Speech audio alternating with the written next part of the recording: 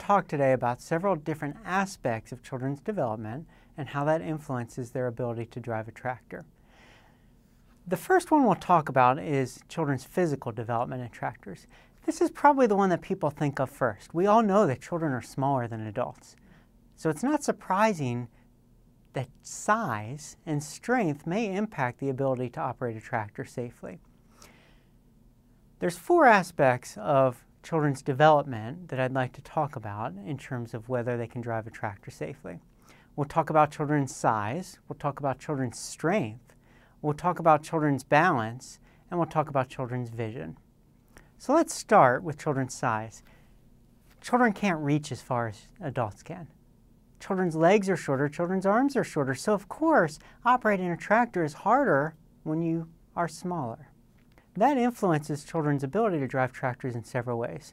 So of course, shorter arms have more trouble reaching the steering wheel, have more trouble reaching gear shifts. Shorter legs have more trouble reaching foot pedals.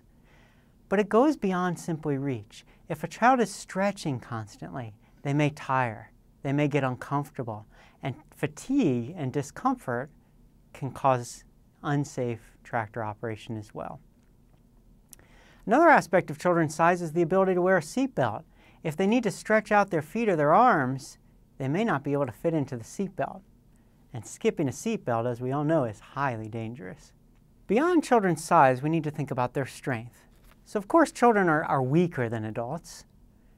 There's two aspects of strength. One is simple brute strength at one moment. Okay, the ability to quickly turn the steering wheel very strongly and quickly in an emergency. The other aspect is endurance. Children may be strong, may be able to push that strength at the moment, but they may not have as much endurance of strength. So after driving for 15 minutes or 30 minutes or 4 hours, they may get fatigued, their strength will be weakened, and that could be very dangerous in case of an emergency situation. In thinking about children's development, their physical development, we also have to think about balance and coordination. Children aren't as coordinated as adults. Children have less high skills in balancing, and that can impact tractor operation when they're less coordinated, they're less able to move in the right ways, they're less able to balance themselves. That can cause unsafe tractor operation. So one aspect of balance and coordination is the fact that children are growing. They can sometimes get awkward during growth spurt eras, and that can throw off balance and coordination. What they may have understood is how they balance, but all of a sudden they've grown a bit and their balance is thrown off. And that can happen especially during the puberty years, but it actually can happen during growth spurts throughout children's development. Now, the actual act of seeing the environment develops very young. After infancy, children can see as well as adults. But it goes beyond seeing. Next time you're in a tractor, try moving, slouching down a little bit. Try slouching down 6 or 8 inches. That's the way a child sees.